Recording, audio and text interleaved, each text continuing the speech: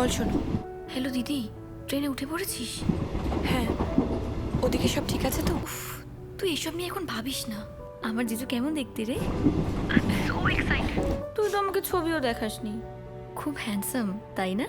হ্যাঁ, আসলে তুই ছাড়া কেউ কখনো ওর ব্যাপারে কোনোদিনও জিজ্ঞেস করেনি তো, তাই বলা হয়নি। ও লন্ডনে থাকে, আর সেই থেকেই আমি গুড মর্নিং না বললে ওর দিন শুরু হয় না, আর ও গুড নাইট না বললে আমার ঘুম আসে না। রাজা, তুমি না খুব ভালো ছেলে, such a nice person। আজ খুব মজা করেছে, থ্যাংক ইউ। না, তোমার কোনো কথা শুনতে চাই না। পাকা কথা হয়ে গেছে। আমি যেখানে ঠিক করেছি তোমার বিয়ে সেখানেই হবে। রুদ্র আর পারমিতা পরে তোমাকে আমরা নিজের মেয়ের মতো মানুষ করেছি। তুমি যখন যা করতে চেয়েছো আমরা কোনো কিছুতেই বাধা দিইনি, কিন্তু তার মানে এই না যে তুমি যা বলবে তাই আমাকে মেনে নিতে হবে। কিন্তু জেঠু, আমি পিএইচডিটা করতে চাই। করবে, যেখানে তোমার বিয়ে ঠিক হয়েছে তারা যদি অ্যালাউ করে তো তুমি নিশ্চয়ই করবে। হ্যালো, হ্যাঁ প্রবলেম আসছি, বল কেন ডেকেছো? আমার একটা বান্ধবী আছে, কলেজ ফ্রেন্ড, সুন্দরী, খুব কিউট, খুব ইন্টেলিজেন্ট, মনটাও ভালো। আমার এখন বিয়ে করার সময় নেই। আরে শোনো তো, ও খুব ইন্টেলিজেন্ট, আমেরিকায় যেতে চায় হায়ার স্টাডিজের জন্য। আরে আগে বলবে তো পয়সার দরকার। না ক্রিশ, ওর বাবা ওর বিয়ে দিতে চায় গ্রামের কোনো এক ছেলের সাথে, সে নাকি আবার। কাহানি মে টুইস্ট, এত সুন্দর গল্প। ক্রিশ ঠাট্টা করো না, কিন্তু বিয়েটা হলে কিন্তু করবে বলেছে। আর এই প্রবলেমটা থেকে বাঁচার জন্য ও নিজের বাবাকে বলেছে যে ওর কলকাতায় একটা বয়ফ্রেন্ড আছে। মালটা আমি চালু তো। এখানে তো চাপ আছে না। আবার কি? ওর বাবা এখন ওর বয়ফ্রেন্ডকে ডেকেছে, ওর বাবার কাছে নিয়ে যাওয়ার জন্য একটা বয়ফ্রেন্ড চাই। নো নো, প্লিজ একদম না। I said no.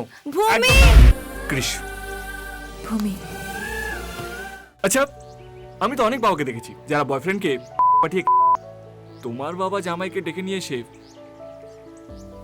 না তো। জেঠু, আমি পিএইচডিটা করতে চাই। না কিন্তু জেঠু, না, তোমার কোনো কথা শুনতে চাই না। হাত এবার ছাড়তে পারো ক্রিশ।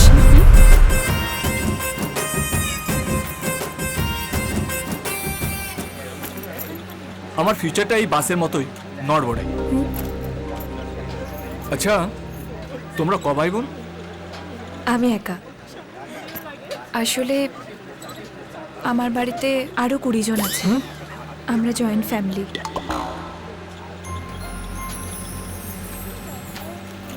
আমার বাবা ব্রজেশ্বর গাঙ্গুলি ভীষণ রাগী। আমার যখন 2 বছর বয়স মা মারা যান। লোকে বলে তখন থেকেই বাবা কেমন যেন হয়ে গেছেন, নিষ্ঠুর বদরাগী একটা মানুষ। বাবার ভয়ে সারা গ্রাম একেবারে তটস্থ হয়ে থাকে। বাবা একবার যাকে পছন্দ করে ফেলে তার জন্য সব করতে পারে, কিন্তু যাকে পছন্দ করে না তার জীবন একবারে শেষ করে ছাড়ে। এটা আমাদের ফ্যামিলি ফটো। এটা আমার বড় পিসি মশাই বিজু দাস, ছাড়া উনি কিছুই বোঝেন না। ইনি বড় পিসি লক্ষ্মী, একটু প্রশংসা করলেই গলে যায়। আর তাদের ছেলে হরি, বড্ড ডেপো। ইনি ছোট পিসি মশাই জয়, আগে কাজকর্ম করতেন, এখন ঘরেই বসা। এটা ছোট পিসি পিউ, খুব ইমোশনাল। ইনি বড় কাকা, আমার বাবার কাজকর্ম সব ইনিই দেখেন। আর ইনি আমার বড় কাকি ইন্দু। উফ, এটা ঘর না চিড়িয়াখানা? আচ্ছা আমাকে একটা কথা বলো তো, এই প্ল্যানটা কার? মেঘার? আমার দাদু। ওর একটা স্বপ্ন আছে, ও চায় আরো লেখাপড়া শিখে আরো বড় হতে। আর তুই চাস কিনা ওর বিয়ে দিয়ে ওকে ঘরে বসিয়ে রাখতে, তারপরে ওর সঙ্গে বিয়ে দিক। ও নয়, সবার মধ্যে কিছু না কিছু খামতি থাকে। আমি ছেলের বাবাকে কথা দিয়েছি যে আমার মেয়ের সঙ্গে ওর বিয়ে হবে। এ তো তোমার তো আপত্তি কিসের, যেখানে মেয়ের কোনো আপত্তি নেই? আরে বাবা, আমার কোনো আপত্তি নেই, আপত্তি আছে তোর মেয়েরই। মেয়ের? সেটা কি? ও শহরে একটা ছেলেকে ভালোবাসে। তোমার দাদু তো সাংঘাতিক, একদম মডার্ন। আচ্ছা একটা কথা বলো তো, তোমার বাবা কি ভাবে? কে জামাই আসছে, আমাকে একটা খবর পর্যন্ত দিলে না। আমার মেয়ের বিয়ে দিতে ছেলেটিকে ডাকিনি। আমার মাথায় অন্য ভাবনা আছে। তোমাকে আজকে নতুন ভাবে চিনলাম জানো। এটা কি করলি ভূমি? আমি তো ওকে তোর ভরসায় ছেড়েছিলাম। আমি সব শুনেছি। তুই যাকে ভালোবাসিস সেই ছেলেটা কি? সেই ছেলেটা কৃষ। তাই না?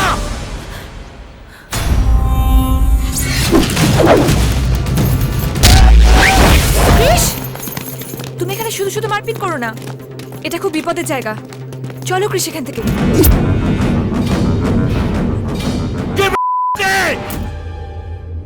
আমি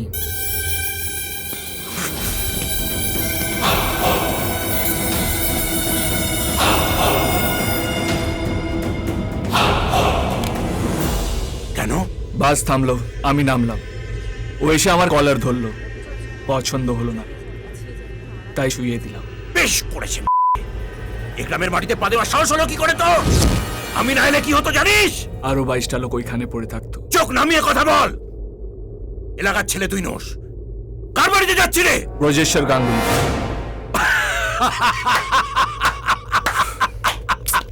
এই বাদেটাকে বিষ্ণব কি করে উপড়াতে হয় তা আমার ভালো করে জানা আছে। দেখি আজ তোকে কে বাঁচায়।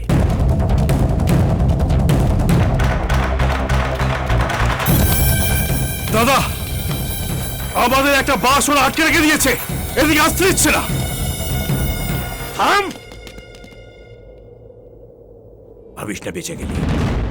এই রাস্তা দিয়েই কিন্তু তোকে ফিরতে হবে। আর তখন দেখবো কমিউনিটিতে তুই কটা লাশ ফেলতে পারিস।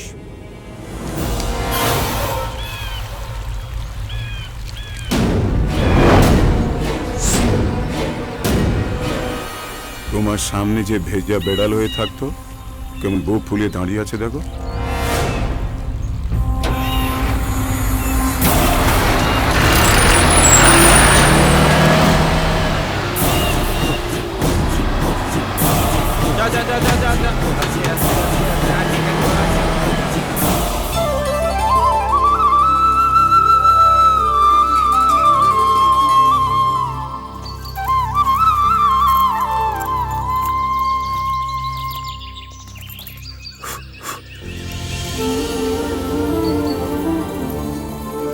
বৃন্দাবন, বাহ, ভালো নামটা তো। দিদিমণি এসে গেছে। আরে কে কোথায় আছো? শুনছো সব? দিদিমণি এসে গেছে। দাদাবাবু, দিদিমণি এসে গেছে। দিদিমণি এসে গেছে। কর্তাবাবু, হলো কি রে? কর্তাবাবু, দিদিমণি এসে গেছে। শুনলাম গ্রামে ঢুকতে না ঢুকতেই তুমি দাদাগিরি শুরু করে দিয়েছো। শরীর হলো মন্দিরের মতো, অশুভ শক্তি ছুঁয়ে দিলে তাকে শাস্তি দিতে ভুলতে নি। তুমি কেরানির ছেলে? কেন আঙ্কেল, কেরানিরা মানুষ হয় না বুঝি?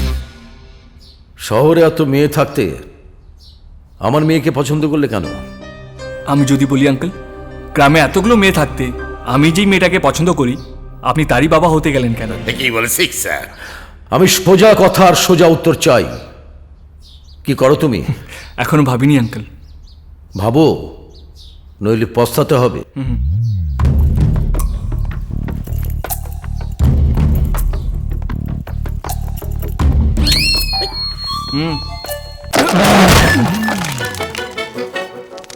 ঘর না বলে কেউ গোদাম ঘর বললে বেশি ভালো হতো।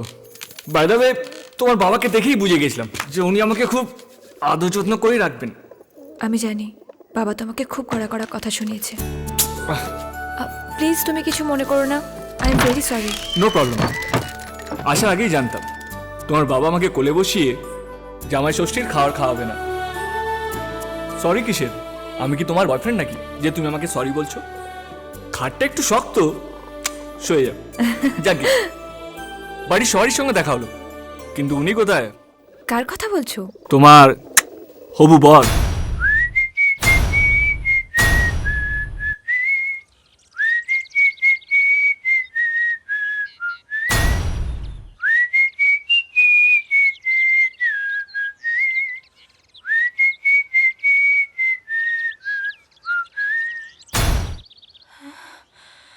ও মাই গড, তুমি তুমি সেই পাগলটা যে সারাক্ষণ আমার পিছনে ঘুরে বেড়াতে, আমাকে ডিস্টার্ব করতে, আমার পায়ে চুইংগাম। মনে পড়ে গেছে তাই না?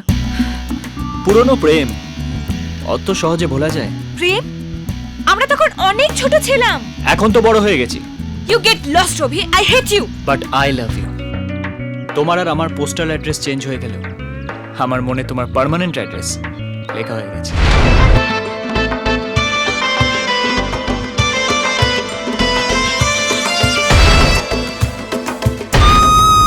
আমি সারা জীবন তোমার জন্য ওয়েট করব। Delete that and forget me.